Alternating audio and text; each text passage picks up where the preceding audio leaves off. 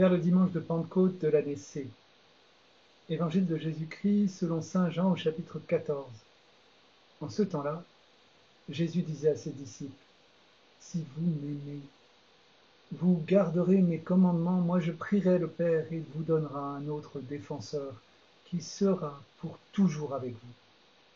Si quelqu'un m'aime, il gardera ma parole. Mon Père l'aimera. Nous viendrons vers lui et chez lui nous ferons une demeure. Celui qui ne m'aime pas ne garde pas mes paroles. Or la parole que vous entendez n'est pas de moi, elle est du Père qui m'a envoyé. Je vous parle ainsi tant que je demeure avec vous. Mais le défenseur, l'Esprit Saint que le Père enverra en mon nom, lui vous enseignera tout et vous fera souvenir de tout ce que je vous ai dit. Acclamons la parole de Dieu. Jésus a prié et prie pour toi. Pour toute personne qui aime Jésus et qui entend sa voix, se laisse conduire par sa voix pour aimer, Jésus prie d'une façon particulière. Jésus prie pour ses amis qui aiment unis à lui et il leur donne l'Esprit Saint, le Paraclet, le défenseur, le consolateur. L'Esprit Saint est à la fois l'objet et le sujet de la prière. Il est ce que nous demandons dans la prière, comme Jésus le demande pour nous. Dans l'évangile de Luc au chapitre 11, « Si donc vous qui êtes mauvais, vous savez demander de donner de bonnes choses à vos enfants, combien plus le Père du ciel donnera-t-il l'Esprit Saint à ceux qui le lui demandent ?» Oui, l'Esprit est le don de Dieu, l'amour de Dieu qui fait sa demeure en nous pour aimer par Jésus, avec lui et en lui, pour aimer le Père en Fils et nos frères en Jésus. L'Esprit Saint est la consolation la plus grande donnée dans la prière. C'est le don de l'intimité de Dieu partagée, de la communion en Dieu, moi en Dieu et Dieu en moi, et les frères aimés en moi et les frères confiés à Dieu, pour que tous soient un en Dieu. L'Esprit Saint est le Père des pauvres, nous dit la séquence de Pentecôte, c'est-à-dire qu'il est donné à tous les mendiants de Dieu, à tous les pauvres en esprit qui se savent encore trop pauvres en amour et qui demandent à Dieu de sauver l'amour dans leur vie. L'Esprit Saint nous console et fait de nous des consolateurs. L'Esprit Saint, Père des pauvres, est épris de nos blessures, comme le chante la petite Thérèse. Il vient mettre son baume dans nos blessures et nous donne le réconfort. Il nous console et nous réconforte. Le réconfort en grec, c'est la même racine que le paraclet. Il fait de nos blessures une ouverture, une porte vers Dieu et vers les frères. Il transfigure nos blessures. L'Esprit Saint est le consolateur souverain.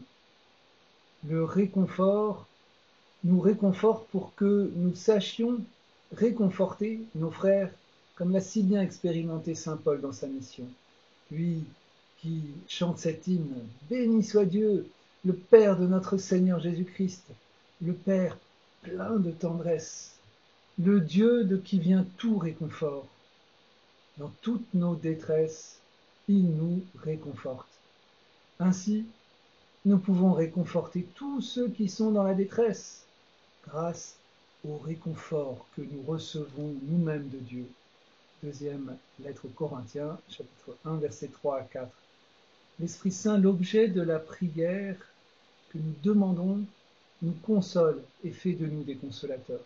Il nous donne la capacité de consoler et de réconforter avec nos blessures consolées, transfigurées, éclairées de l'amour de Dieu, de la passion du Christ venu épouser nos blessures. L'Esprit Saint accueilli dans nos blessures peut en faire des portes vers Dieu.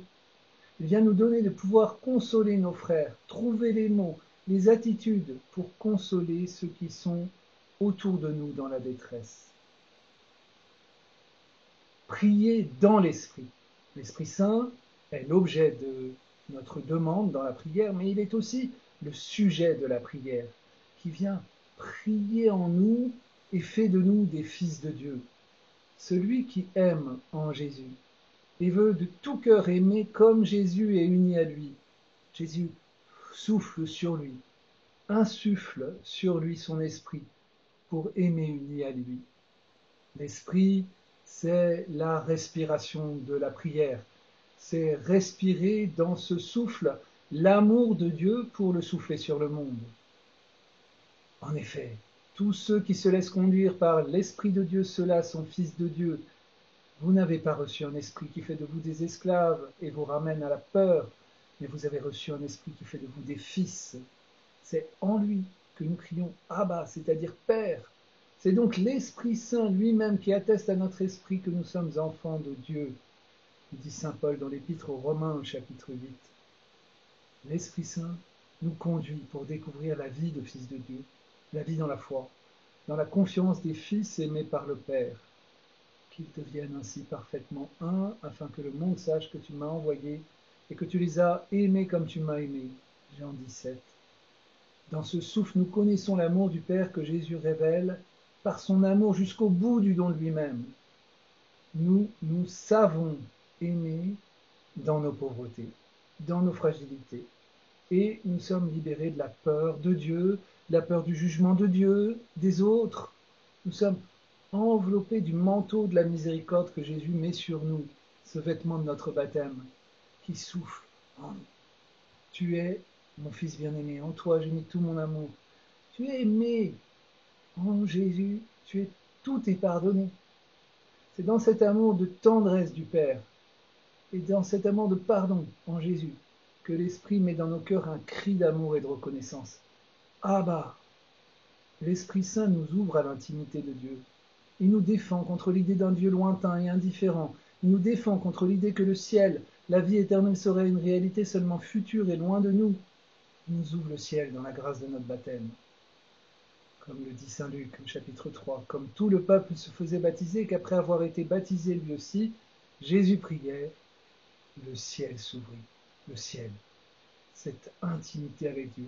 Et là, dans ce bain d'amour de notre baptême et ce souffle de l'Esprit Saint, de l'Esprit de vie par Jésus ressuscité sur nous, l'Esprit crie en nous à Dieu.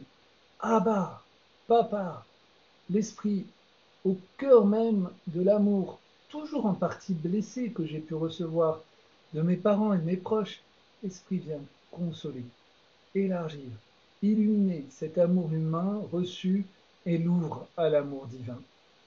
L'Esprit Saint, hôte très doux de nos âmes, adoucissant de fraîcheur, nous ouvre à la vie de famille, à l'intimité de Jésus, à son Père.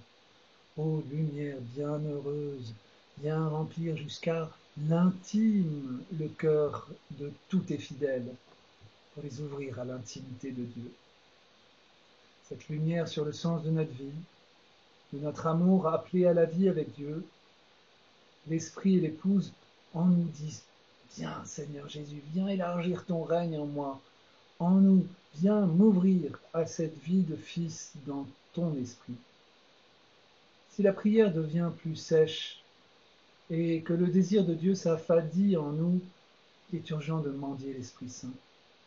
Le Père des pauvres est de lui demander de réchauffer ce qui est tiède en moi. Baigne ce qui est aride, réchauffe ce qui est froid.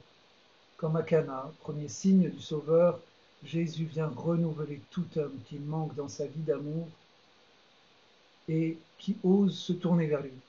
Alors Jésus donne l'Esprit, la source d'eau vive, l'amour vrai. L'Esprit est donc bien l'objet et le sujet de notre prière. Dans cette fête de Pentecôte, ouvrons grand nos cœurs au don de Dieu pour être renouvelés en lui.